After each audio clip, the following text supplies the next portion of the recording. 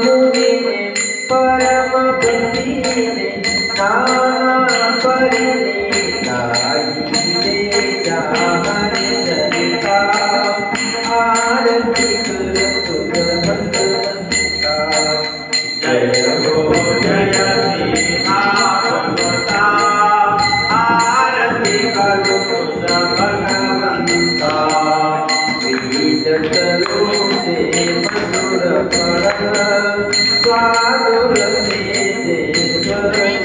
मधुर आत्मा राम मुनि सकल देवुनि जाने महाप्रदानी आनी अवधि अवधि पतिता आरती करो भगवंता। जय हो जय श्री भागवता आरती करो भगवंता। गाता जीवानी साधक हरे गुण गाओ शास्त्र पुराणे मुकुट मणि परम प्रेमा जननी सहज सेविका भाविक भक्ता उदारदाता मोक्ष प्रपकारे दाता आरती करो भगवंता। जय हो जय श्री भागवता आरती करो भगवंता।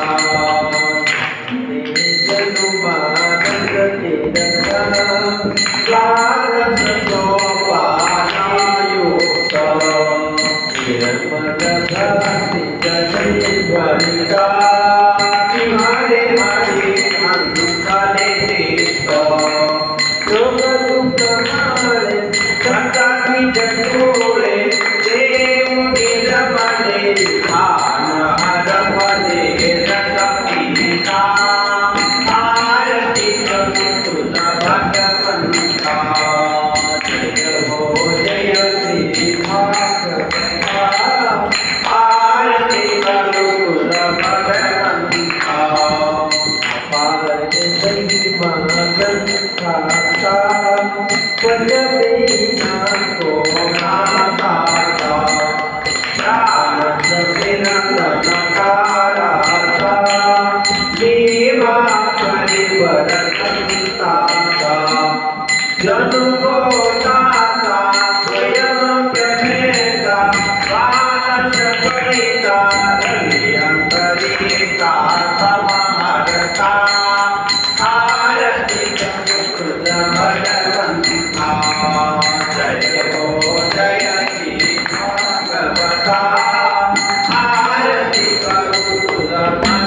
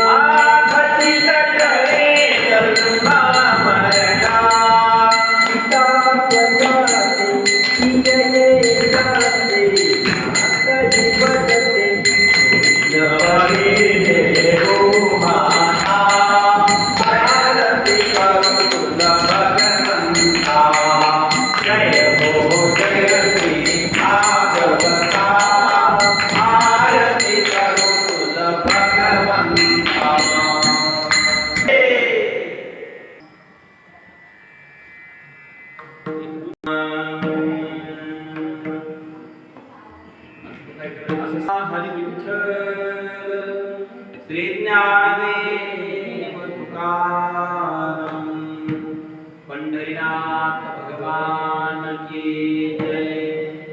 सद्गुरु नारायण महाराज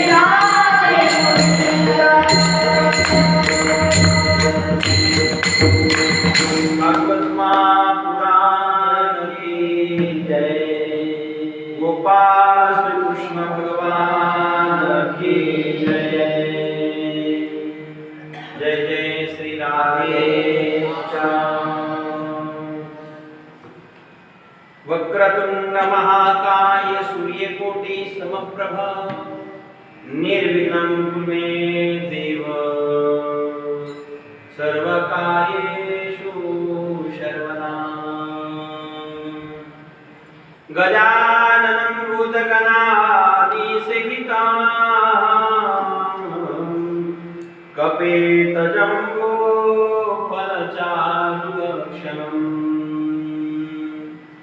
उमासुतं शोकविनाशकारकं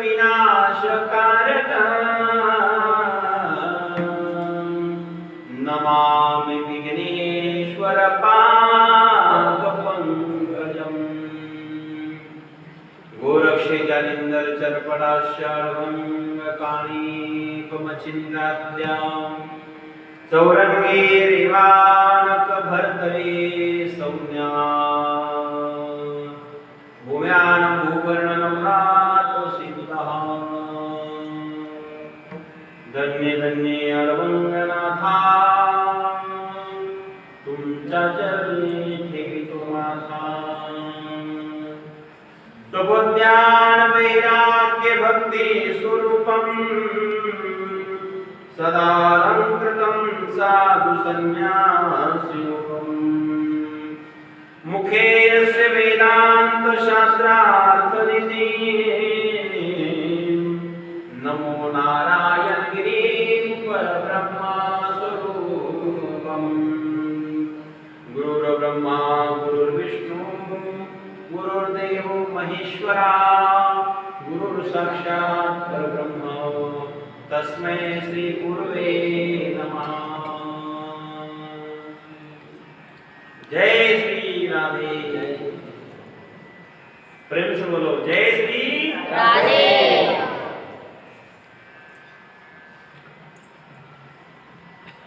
आज अत्यंत पवित्र या ठिकाणी अळवंगनाथाच्या या पवित्र भूमीमध्ये सुंदरशा वातावरणामध्ये आपण सर्वजण एकत्र जमलेलो आहोत।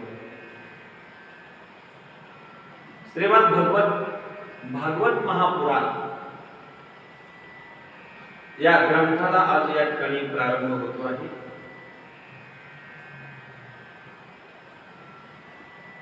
ज्यांच्या निमित्ताने ही कथा या ठिकाणी आपली सुरू होती आहे अडभंगनाथाच्या तपोभूमीमध्ये। ते कैलासवासी किशोर भाऊसाहेब पाटील मुठे यांना आपल्यातनं जाऊन बरेच वर्ष झाले, तदनिमित्ताने भगवत कथा या ठिकाणी त्यांचे पिता श्री भाऊसाहेब जनार्दन पाटील मुठे यांनी ही कथा उद्धाराकरता पितृपक्षामध्ये आयोजित केली आहे आणि तदनिमित्ताने या ठिकाणी किशोर भाऊसाहेब मुठे यांना सद्गती प्राप्त व्हावी आणि त्यांचा उद्धार व्हावा या निमित्ताने ही कथा या ठिकाणी आहे। आयोजक भाऊसाहेब जनार्दन पाटील मुठे चौदार या ठिकाणी गायनाची ज्यांची साथ आहे ते हरिभक्ती पारायण कैलास महाराज ऋषी, लखनगिरी महाराज, प्रेमनाथ महाराज, ज्यांचे मृदुंग आहे ते आदरणीय ज्ञानेश्वर महाराज काकडे, पुजारी पंकज महाराज खाडे। आज उपस्थितीमध्ये अचानक आम्हाला लाभलेले पाहुणे बाळासाहेब भाऊ जीवराग आणि साळुंखे पाटील गोडेगाव इथेही या ठिकाणी उपस्थित आहे। आमचे समस्त विद्यार्थी वर्ग आणि अडभंगनाथाच्या या भूमीमध्ये ही कथा नाथांकरता आणि आपल्या सगळ्यांच्या कल्याणाकरता आणि नाथांना ऐकवायची आहे। आपल्या सर्वांचा उद्धार व्हावा या निमित्ताने भगवत महापुराण या ठिकाणी आहे। जय श्री राधे, प्रेमाने म्हणा जय श्री राधे, जय श्री राधे, जय श्री राधे।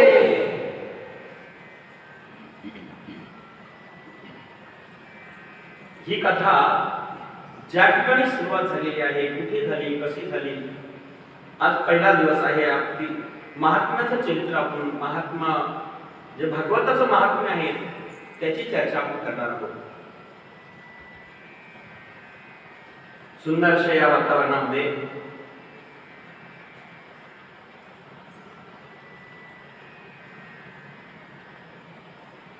राजा परीक्षितीला शाप लागला होता,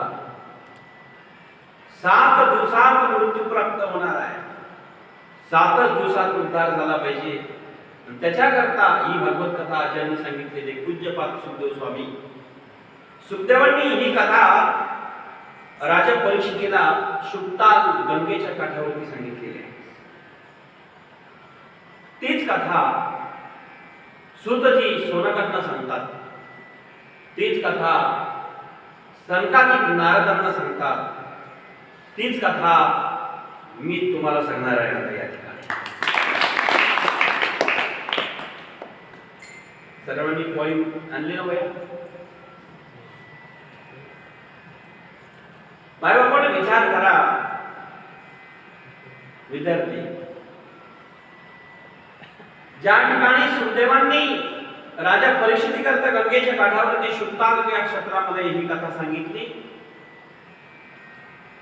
सूतजींनी सोनकांना सांगितली, सनकादिकांनी नारदाला आदी करून संतांना सांगितली, तीच कथा या ठिकाणी पवित्र अडभंगनाथाच्या तपोभूमीमध्ये मी तुम्हाला सांगणार आहे। लक्ष देऊन ऐका, प्रत्येकाने वही नोंद करा आपले विद्यार्थी घेऊन आपल्या बरोबर। जय श्री राधे। पवित्र अशी ही कथा आहे। कथा म्हटलं की जीवनाची व्यथा दूर होते। तव कथामृतम तप्त जीवनम, तापलेल्या जीवाला सुख शांती प्राप्त करून देणारी ही कथा असते। कथा अभित आहे, गोड आहे, सुरस आहे। अशी ही पवित्र कथा नाथांच्या दरबारामध्ये सुंदरशा वातावरणामध्ये बोला जय श्री राधे।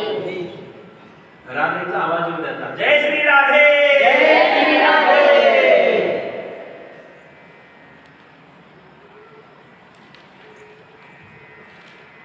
सुखदेवांनी ही भगवत कथा या ठिकाणी प्रारंभ करत असताना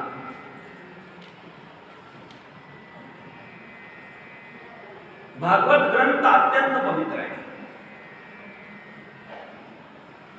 4 वेद, 6 शास्त्र, 18 पुराण आहे. जगामध्ये वेद श्रेष्ठ आहे, पुराण पण श्रेष्ठ आहे, उपनिषद श्रेष्ठ आहे. 4 वेद, 6 शास्त्र, 17 पुराण, 18वं महापुराण म्हणजे श्रीमद भागवत महापुराण. अनेक पुराण या ठिकाणी, पण 18वं महापुराण जे आहे ते म्हणजे भागवत महापुराण आहे.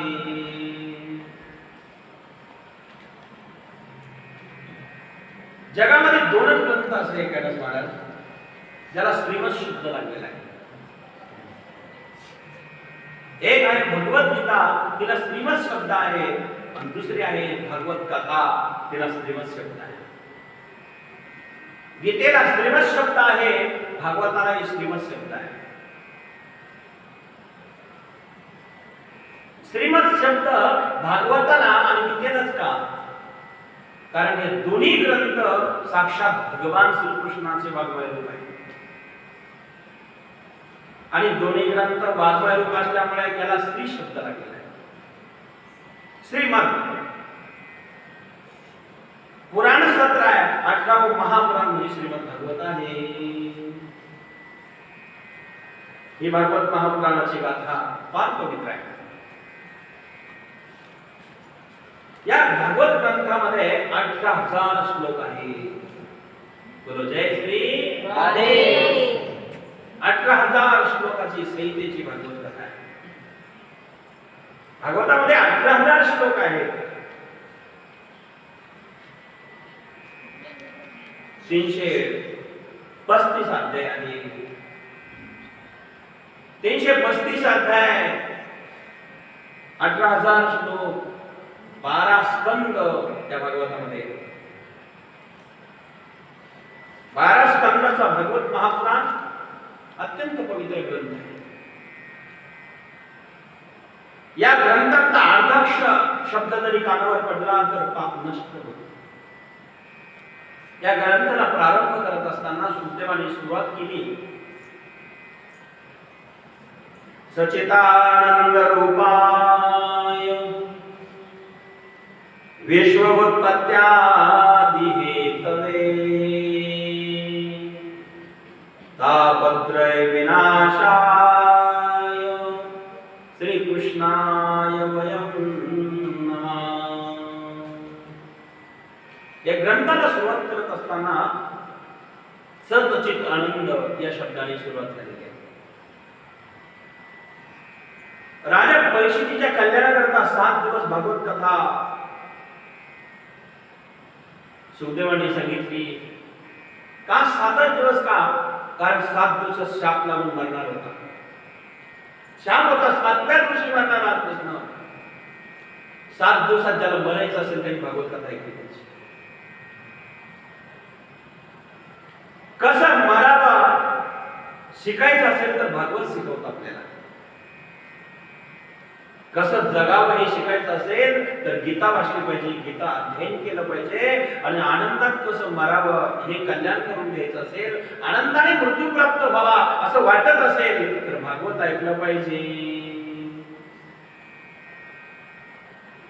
जगण्याची कला सांगणारा ग्रंथ गीता आहे, आणि मरण्याची कला सांगणारा ग्रंथ भागवत आहे.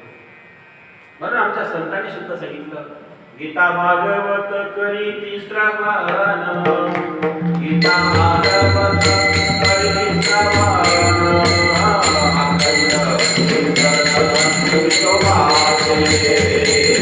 अखंड चिंतन विरोधाचे.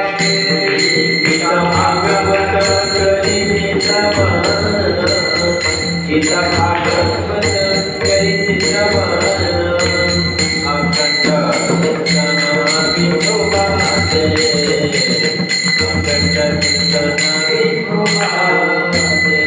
गीता भागवत करी श्रवण, गीता भागवत करी श्रवण, गीता भागवत करी श्रवण, गीता भागवत करीति श्रवण गीता भागवत करीति श्रवण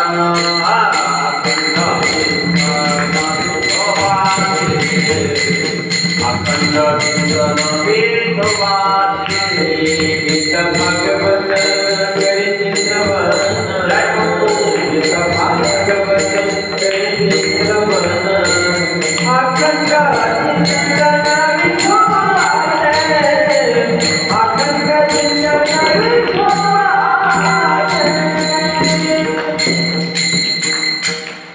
जय जय श्री राधेश्याम। गीता भागवत करीति श्रवण अखंड चिंतन विठोबाचे तुकोबाराय म्हणतात गीता आणि भागवत या श्रवण करा। दोन ग्रंथ जगातले सर्वश्रेष्ठ आहे। रडक्या अर्जुनाला शिकवणारा ग्रंथ आहे, हसत हसत युद्ध करायला कर्म करायला लावणारा तो म्हणजे भगवद्गीता।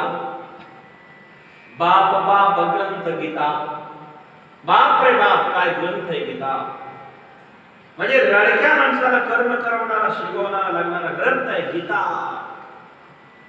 आणि जीवन जगल्यानंतर आनंदाने मृत्यू आपल्याला आला पाहिजे तो शिकवणारा ग्रंथ आहे भागवत।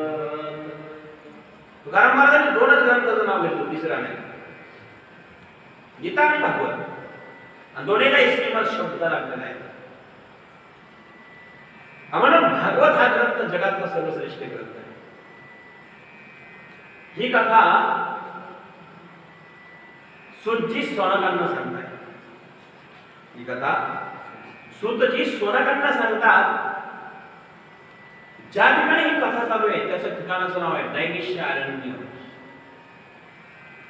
सूतजी ज्या ठिकाणी कथा सोनकांना सांगतात त्या ठिकाणाचं नाव नैमिषारण्य। नैमिष म्हणजे काय? अरण्य म्हणजे नक्की काय? अरण्य म्हणजे जंगल। त्या जंगलामध्ये एकांतामध्ये भगवंताची कथा चालू आहे। भगवत चिंतन करायचं असेल तर एकांत पाहिजे। भगवत चिंतन करायचं असेल तर एकांतामध्ये करता येतं, लोकांतात नाही होत ते। म्हणून लोकांतामध्ये घडत नाही, त्याला एकांत असावा आणि ते नैमिषारण्य असावं। नैमिष म्हणजे काय? डोळ्याच्या पापणी लावायची जी वेळ आहे त्याला निमिष म्हटलेलं आहे। निमिष डोळ्याची पापणी जी लवती नापली त्याला निमिष म्हटलेलं आहे। ब्रह्मदेवाकडे शौनकांनी गेले आणि आम्हाला कथा करायची म्हणजे ठिकाण सांगा। ब्रह्मदेवाने सांगितलं मी एक चक्र देतो, हे चक्र ज्या ठिकाणी जाऊन थांबेल तिथं तुम्ही कथा करा। मनरूपी चक्र ब्रह्मदेवाने दिलं आणि सांगितलं मनरूपी चक्र ज्या ठिकाणी स्थिर होईल त्या ठिकाणी कथा करा। मनरूपी चक्र फार विचित्र आहे। हे चक्र ज्या ठिकाणी स्थिर होईल त्या ठिकाणी कथा करा। मनाला जिथे समाधानता प्राप्त होईल आणि मन जिथे रमेल तिथे कथा व्हायला पाहिजे। आणि नसा रमेल तर कथा करा, मन रमेल आणि मन रमण्याकरता कथा केली पाहिजे। एक तर मन रमण तिथं करा आणि मन रमतच नसेल तर मन रमण्याकरता कथा करा, उद्धार झाल्याशिवाय राहणार नाही। त्याला म्हणतात नैमिषारण्य। त्या नैमिषारण्यामध्ये सोनक जे आहे, अनेक ऋषी मुनी संत जपे तपे संन्यासी योगी आणि त्या योग्यांच्या मध्ये सर्व विशेष म्हणजे हे सगळे ब्राह्मण होते। सगळे ब्राह्मण संत आहे आणि त्यांच्यात एक तरुण साधू त्या ठिकाणी आचरण आले। जसे वयवृद्धामध्ये आचरण एखाद्याने आगमन करावं आणि वयवृद्ध इतके होते, भृगुजी होते, दधीजी होते, वशिष्ठ होते, अंगिरा होते, अनेक मोठे मोठे संत त्या ठिकाणी होते। पण तिथे एक सूत नावाचे ऋषी आले आणि त्या सूतजींना तरुणाला बघितल्या सगळ्यांनी उभा राहून सत्कार केला, सन्मान केला, आदर केला। आणि विशेष हे सूतजी जे आले होते ते ब्राह्मण होते आणि हे बाकीचे सगळे ऋषी ब्राह्मण होते, तपस्वी होते। पण यांनी जे सूतांचा सत्कार सन्मान केला, सूतजी म्हणाले तुम्ही एवढे मोठे माणसं माझा सन्मान करतात, आदर करतात, माझ्यासारखं भाग्यवान कोण? सुचेना नमस्कार सर्वांनी केला आणि नमस्कार करून ऋषी मुनी म्हणाले, महाराज आज तुम्ही आमच्याकडे आले, आमचं भाग्य आहे. संत हे वयाने नसतात, ते ज्ञानाने असतात. वशिष्ठाची वय जर बघितली तर पिढ्यानपिढ्या रामाच्या संपूर्ण पिढ्यामध्ये वशिष्ठ गुरु होते. कृष्ण अवतारातही वशिष्ठ होते आणि आता इथं कथा चालू आहे, सर्वात पुढे वशिष्ठ घेऊन बसलेले. त्यांचं वय किती असेल विचार करा. 1000 वर्ष, 10,000, 50,000 नाही बाप, युगाचे युग बदलले बरं का बाळासाहेब. काय वय असेल त्यांचं, एवढंही वय झालं तरी कथा सोडली नाही, याला म्हणतं बघ. एवढे मोठे असूनही, ज्ञानी असून, तपस्वी असून, जपी असून, तपी असून, ऋषी असून, एक संत आले, युवक तरुण संत, आणि त्यांच्या पुढे हात जोडताय. संत तेच असतात, ते आपल्याला कधी स्वतःला संत मानत नाही, मोठेपणा मानत नाही, आपल्याला कधीच मोठं समजत नाही. ते संत असतात आणि दुसऱ्याला कधी छोटं समजत नाही, ते संत असतात. दुसऱ्याला आपल्यापेक्षा कमी लेखत नाही आणि आपण दुसऱ्यापेक्षा फार मोठा आहे असं मानत नाही, ते संत असतात. सुज्जींना आसनावरती बसवलं, नमस्कार केला आणि सांगितलं, महाराज आता तुम्ही आमच्याकडे आलेले आहेत, व्यासांचे शिष्य आहेत. सुज्जी व्यासांचे शिष्य आहेत, सुखदेवांचे गुरु घरात आहे. सुज्जींना नमस्कार केला आहे सगळ्या ऋषींनी, सोनकांनी, आणि सांगितलं, महाराज आम्हाला अशी कथा सांगा. कथा आम्ही ऐकू, पण दुःख संसारातल्या जगातल्या लोकांचं दुःख नष्ट झालं पाहिजे, व्यापकता. कथा तर आम्ही ऐकणार, आम्ही मंदिरात बसलो, आम्ही अरविंदाच्या भूमीत बसलो, इथे बसून आम्ही कथा ऐकतोय, किशोर भाऊच्या नावाने कथा सुरू आहे, त्यांच्या उद्धाराकरता ऐकतोय, पण उद्धार सगळ्या जगाचा झाला पाहिजे ही भूमिका आमची. व्यापकता. बाप अशी कथा सांगा की जेणेकरून जगाच्या संसारिक माणसाचं कल्याण झालं पाहिजे. बोलो जय श्री राधे. आवाज आला पाहिजे, जय श्री राधे.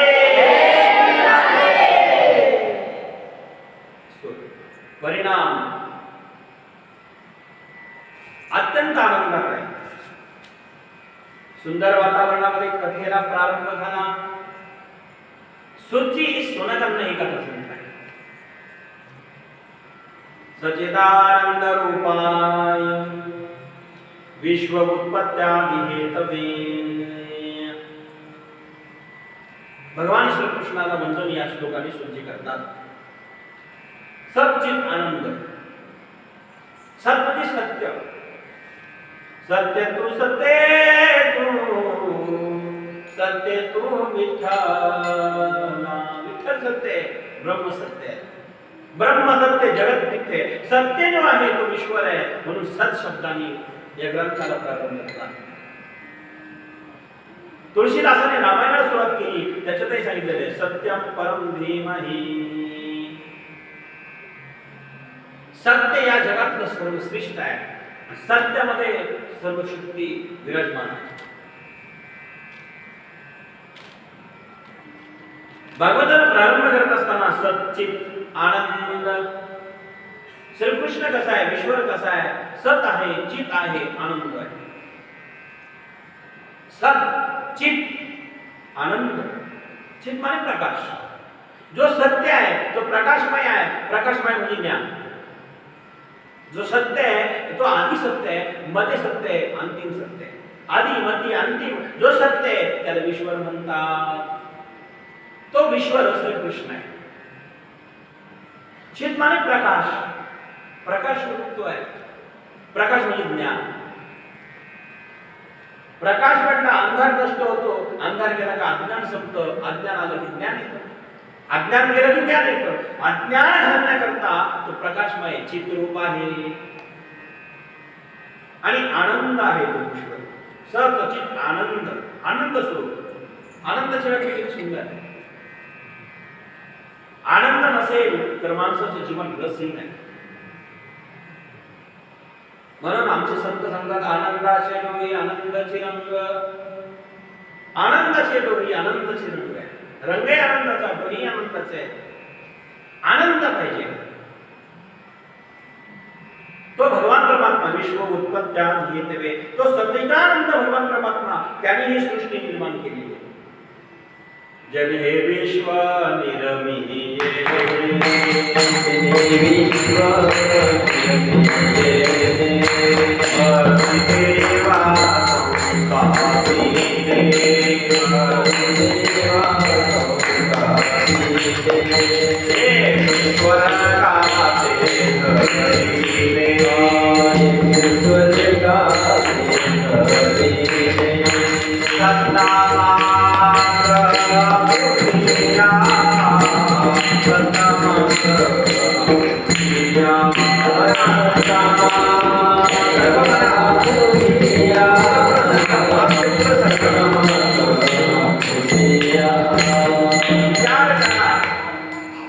ज्यांना याच्या अजूनही दिसत नसत थोडं साईड करू शकतो.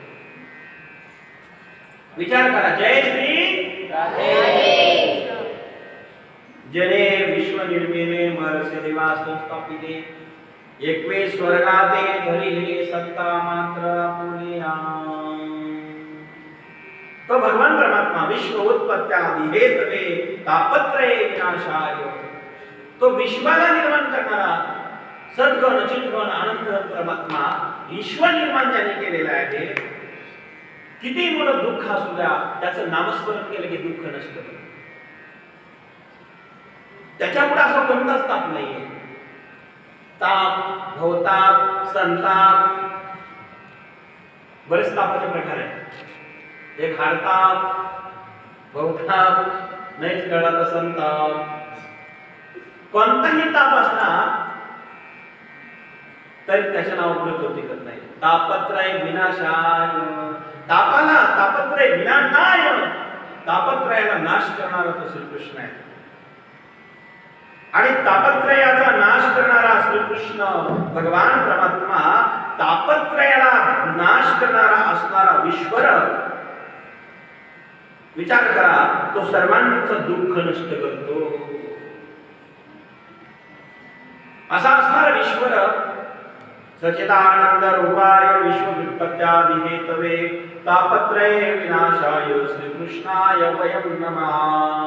सोनकजी म्हणतात, सुजी म्हणतात, मी त्यांना वंदन करतो. कोणाला? त्या श्रीकृष्णाला.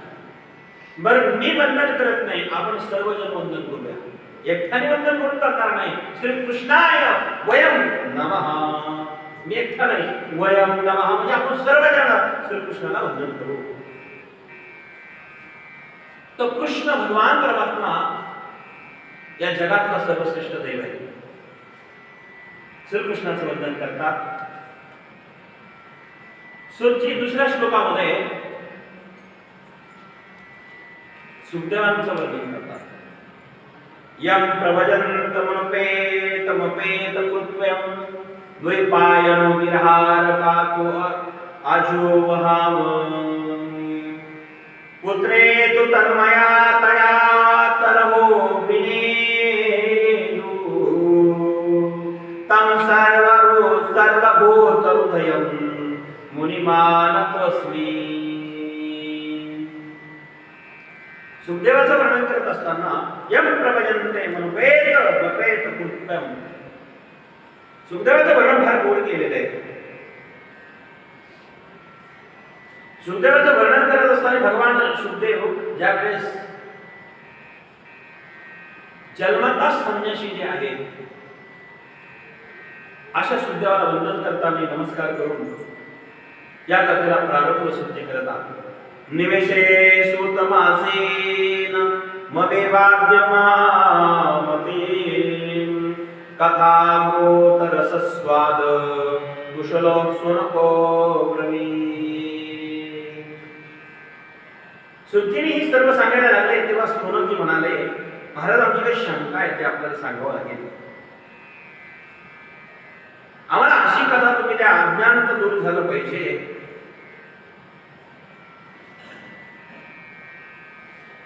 अज्ञान अंधकार नष्ट करण्यासाठी लागणारे ज्ञान आपल्या ठाई कोट्यावधी सूर्याच्या तेजस्वी रूपाने बरोबर आहे. तुम्ही फार मोठे आहात असं ज्ञान आपल्याकडे आहे. आमचं अज्ञान दूर झालं पाहिजे. सुतांनी ही कथा या ठिकाणी प्रारंभ केली. बोलो जय श्री राधे.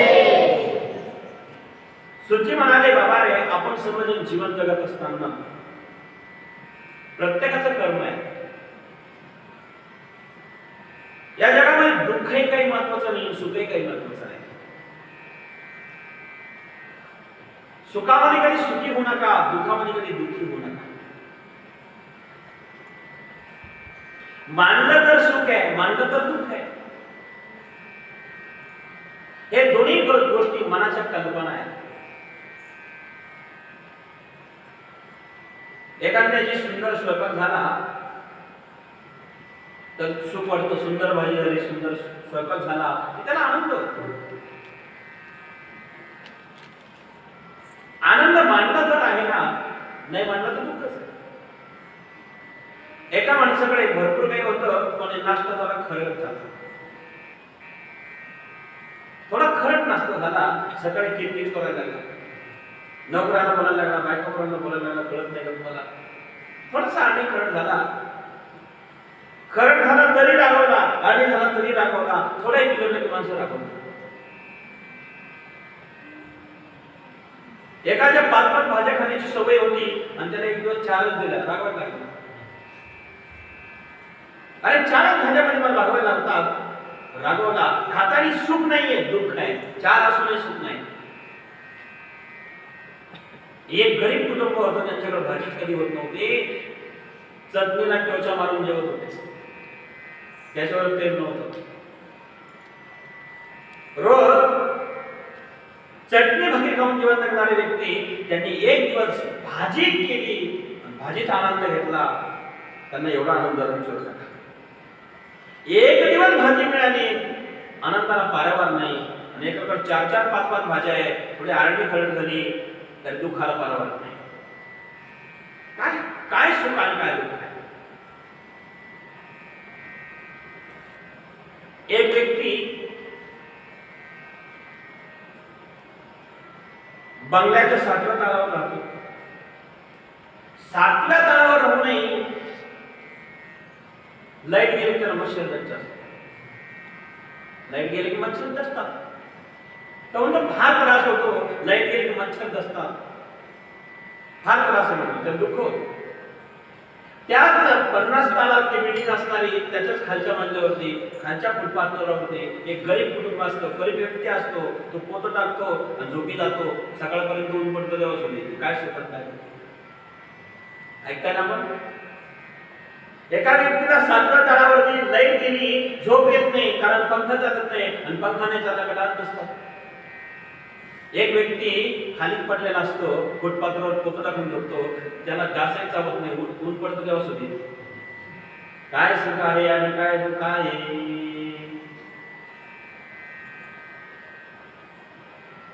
कल्पना करा. शेतकरी दादा, एका माणसाला एक दिवस लाईट गेली, मुंबईत 8 वाजता जवळ लाईट गेली, एसी नाही चालला, त्याला रात्रभर झोप नाही आली. एक फुटपाथवर रोडवर झोपलेला होता. रोडच्या कडेला भिकारी झोपतो बघा, तो भिकारी रोडला झोपलेला आहे. किती गरमी असू द्या, उन्हाळा असू द्या, पानकाळा असू द्या, तिथेच पडलेला आहे. पडल्या झोपी जातो, आणि याला एसी नाही चालली म्हणून झोप येते. काय सुख आणि काय दुःख. सुख दुःख ही मनाची कल्पना आहे. सुखजी सोनगांना सांगता, अरे सोनगांना, सुख आणि दुःख ही मनाची कल्पना आहे. कल्पना करा. जय श्री राधे. मनाची कल्पना आहे. एक व्यक्ती शेतकरी दादा शेतामध्ये काम करतो. शेतामध्ये काम करत असताना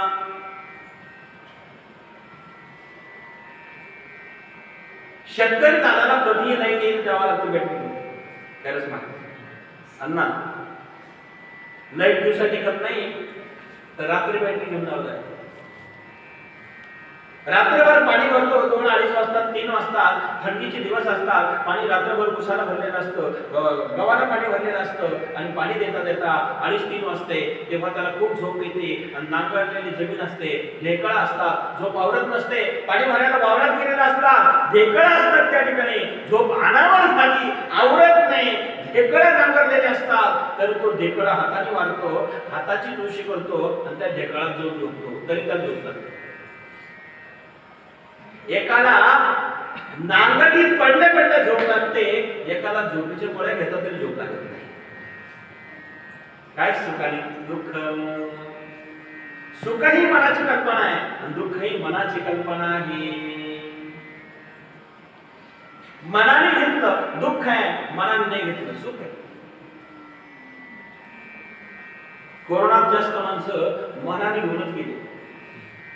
कोरोना पूर्वीच्या काळात, सुरुवातीच्या काळात 2020 मध्ये कोरोना आला. कोरोना आल्या आल्या मुलाला झाला, बापालाच ताप आला, काकाला झाला, मामाच तापून झाला. का झाला एकाला, दुःख नाही एकाला, का त्याचं टेन्शन आहे नाही. मनाने घेतलं ना, मनाने घेतलं की दुःख आहे, मनाने घेतलं की सुख आहे. आमचे गुरुवारी नारायण महाराज या दोन्ही स्थितीवर बसतीत होते. सुखही नाही दुःखही नाही, भगवंताची भक्ती चालू होती, त्याच्यामुळे ते सदैव सुखी होते, असे संत नारायणगिरी महाराज. कधी प्रसन्न नाही आणि बोट चालू असायचं, नारायण नारायण नारायण श्रीमन नारायण नारायण नारायण श्रीमन नारायण नारायण नारायण श्रीमन नारायण नारायण नारायण भद्रे नारायण नारायण नारायण भद्रे नारायण नारायण नारायण लक्ष्मी नारायण नारायण नारायण सर्व नारायण नारायण नारायण श्रीमन नारायण नारायण नारायण श्रीमन नारायण नारायण नारायण श्रीमन नारायण नारायण नारायण श्रीमन नारायण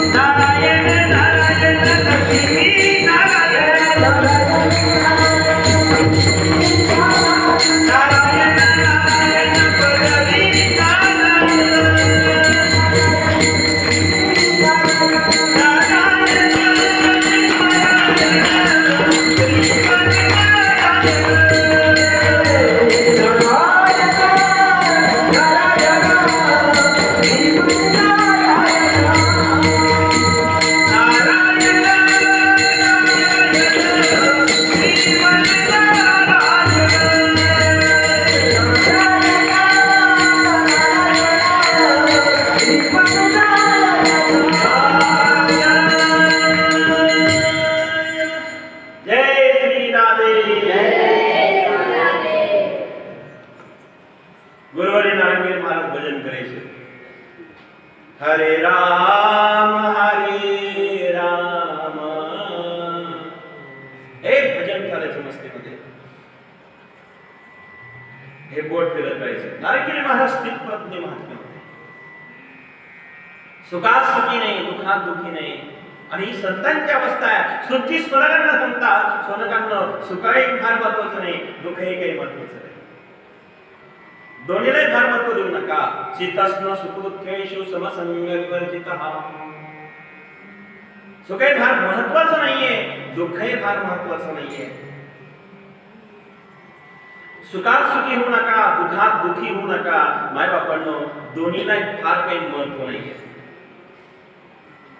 जीवन जगत असताना जीवन हे अमूल्य किमतीचं आहे. भगवंताची भक्ती करा, नामस्मरण करा. असा जो श्रीकृष्ण आहे त्याची प्राप्ती झाली की किती मोठं ताप असलं तरी नष्ट होतो. आध्यात्मिक ताप असू द्या, आधिभौतिक ताप असू द्या, कोणताही ताप असला तरी तो नष्ट झाल्याशिवाय राहत नाही.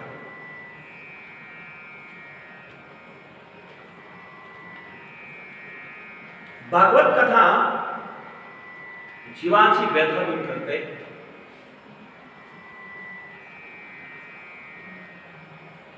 बोलो जय श्री. अत्यंत आनंदामध्ये, अत्यंत सुंदर वातावरणामध्ये सुजी ही कथा सोनकांना सांगत असताना सुजी म्हणाले, राजा परीक्षित ज्या वेळेस भागवत ऐकत होते, सुखदेव स्वामी सांगत होते, तेव्हा भागवताची तुलना करण्याकरता स्वर्गातले अमर झालेले देव अमृताचं कुंभ घेऊन आले, कळश. सांगितलं सुखदेव स्वामी राजा परीक्षितीला विनंती केली, परीक्षिती, आम्ही तुला अमृताचा कलश भरून आणलेला आहे, घागर भरून आणलेले, तुला अमृत आम्ही देतो आणि भागवत रूपी कथा अमृत आम्हाला दे. सुखदेव स्वामींना विनंती केली देवतांनी. सुखदेवांनी हे अमृत दिलं नाही. सुखदेव म्हटले दिलं असतं, पण तुमच्या अमृताची तुलना काय करता आमच्या भागवतामध्ये?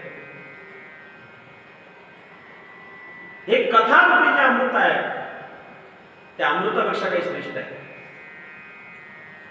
अमृत पिल्याने माणूस अमर होतो, त्याला अमरत्व प्राप्त होतो. अमृत पिल्याने अमरत्व प्राप्त होतो, अमरही माणूस होऊ शकतो. मग हे अमृत का नाकारलं? कथा रूपी अमृत का दिलं नाही सुखदेव स्वामींनी? कारण सुखदेव स्वामी सांगतात, कुठे एक काचीचा तुकडा, पुढे एक आमचा हिरा मणी. लाल मणी हिरा असेल, हिराची आणि काचीच्या तुकड्याची बरोबरी होईल का? सामान्य काचीचा तुकडा आणि एखादा हिरा असेल, हिऱ्याची बरोबरी काचीचा तुकडा कसं करणार? तुझा अमृत म्हणजे काचीच्या तुकड्यासारखं आहे आणि माझं कथामृत म्हणजे हिऱ्यासारखं आहे, हिऱ्याची तुकडा. हे कथारूपी अमृत हिऱ्याप्रमाणे, लालप्रमाणे, मणी आणि काचीच्या तुकड्याची बरोबरी जशी होणार नाही, तशी कथारूपी अमृत याची आणि तुझ्या सुधा अमृताची बरोबरी होणार नाही. अमर झालेले माणसं काही दिवस तिथे राहतील, परंतु त्यांना परत तिकडे यावं लागतं. आणि एकदा मोक्ष प्राप्त झाल्यानंतर जन्म मरणच संपतं. सुधाकुंभ ग्रहीत्वयेन देवास्तत्र समागतम्. सुधाकुंभ गृहीत्वयेन देवस्तत्र समागतम्. नाही दिला महाराज. ही कथा सांगत असताना सुजी म्हणतात, सोनकांनो, कलियुगामध्ये ही कथा अत्यंत पवित्र आहे. अधर्माचा प्रभाव फार होणार आहे, धर्म नष्ट होणार आहे, तेव्हा कथा स्थारणार आहे. तरायचं असेल तर कथा महत्वाची आहे, व्यथा दूर करायची असेल तर कथा महत्वाची आहे. व्यथा म्हणजे दुःख. दुःख नाही असा माणूस कोण आहे कलियुगामध्ये? दुःख नाही असा व्यक्ती जन्माला आला नाही. महाराज सांगतात ना, जो देखे सो दुखिया बाबा, सुखिया कोई नहीं रे. राजा दुखिया प्रजा दुखिया, राजा दुखिया दुखिया तन बैरागी, जो देखे सो दुखिया बाबा, सुखिया कोई नहीं रे. प्रत्येक माणूस दुःखी आहे. दुःखाचे कारण भिन्न असेल पण दुःख नाही असं व्यक्तीच नाही. प्रत्येक माणसाचं दुःखाचं कारण वेगळं आहे. दुःखी नाही असं नाही. जो देखे सो दुखिया बाबा, सुखिया कोई नहीं रे. जो देखे सो दुखिया बाबा, सुखिया कोई नहीं रे. जो देखे सो ताली वाला सुखिया कोई नहीं रे.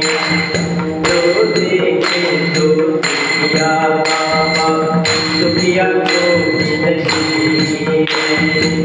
जो देखे सो दुखिया बाबा, सुखिया कोई नहीं रे.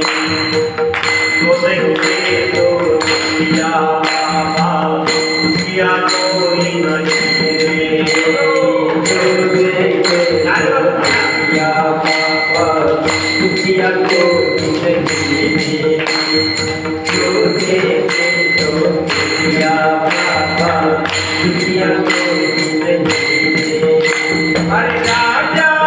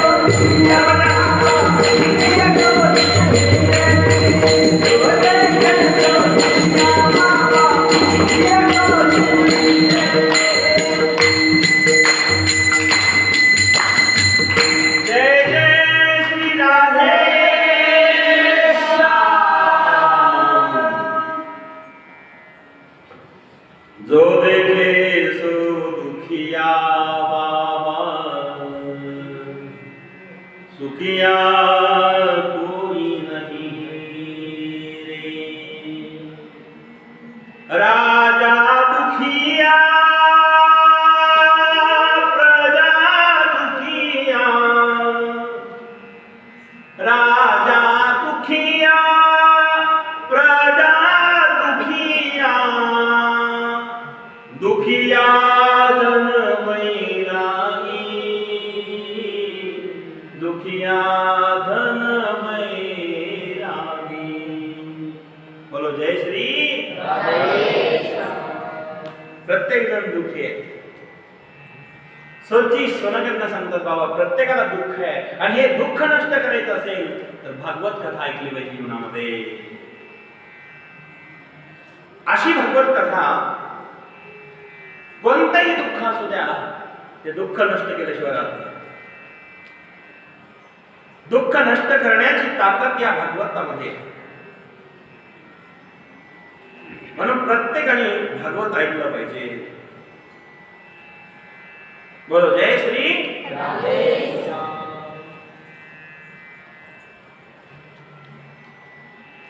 भागवताची कथा ऐकल्यानंतर जीवनाची व्यथा दूर होते. भागवत कथा ही सर्वश्रेष्ठ आहे. कलियुगामध्ये अनेक प्रसंग आपल्या जीवनात घडतात. सुजीने सोनाकरना सांगितलं बाबा रे कलियुगामध्ये कन्यांचं विग्रह सुरू झालेले आहे.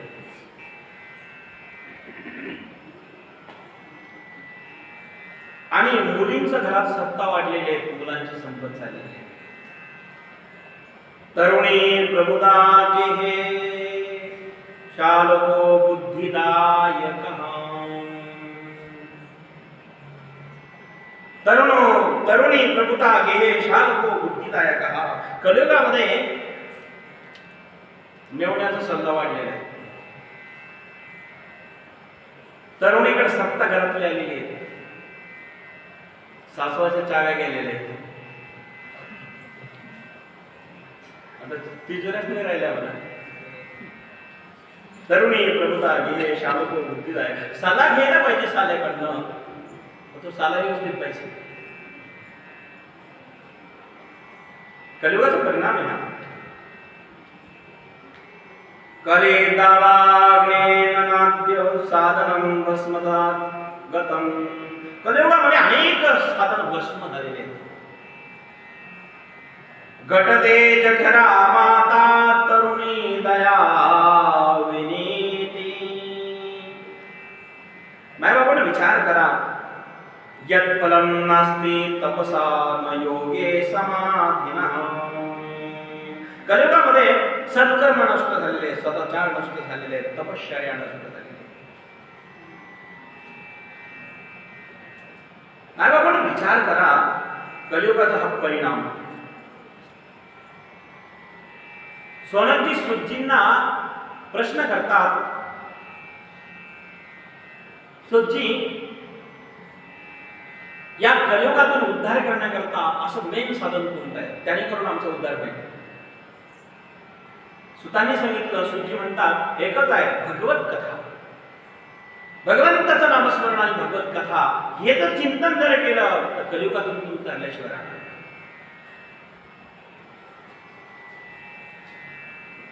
नारद मुनी एकदा फिरता फिरता वृंदावन क्षेत्रामध्ये गेले. वृंदावन क्षेत्रामध्ये तिथं भक्ती माता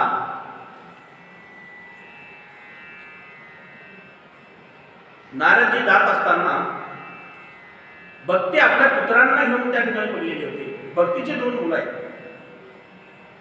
एखादा आहे ज्ञान आणि एखादा आहे वैराग्य. भक्तीचे दोन मुलं आहेत, एक ज्ञान आणि वैराग्य. पण वृंदावन क्षेत्रामध्ये उलटी घटना घडली. मुलं म्हातारी झाले आणि आई तरुण झाली. किती विचित्र घटना आहे. आईनं तरुण व्हावं, मुलाने म्हातारं व्हावं, अशी जगातली मोठी घटना आहे की.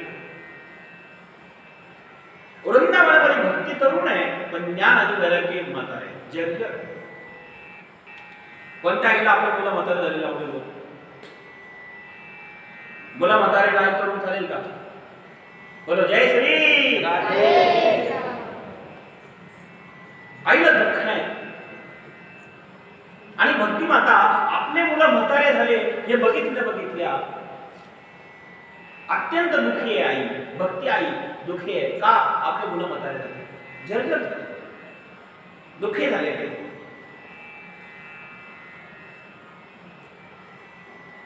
अनेक स्त्रिया एकत्र बसलेल्या आहेत, भक्तीशी त्या ठिकाणी भक्तीला हवा घालतात, भक्तीच्या आजूबाजूला बसलेल्या आहेत. त्या स्त्रिया सामान्य नाहीत. गंगा यमुना सरस्वती सारख्या नद्या मूर्तिवंत स्त्रिया होऊन भक्तीपुढे हात जोडतात आणि तिला वारा घालतात. भक्तीचा जन्म वृंदावना, भक्ती तरुण धरी ते वृंदावनामध्ये. भक्ती वृंदावनामध्ये तरुण आहे,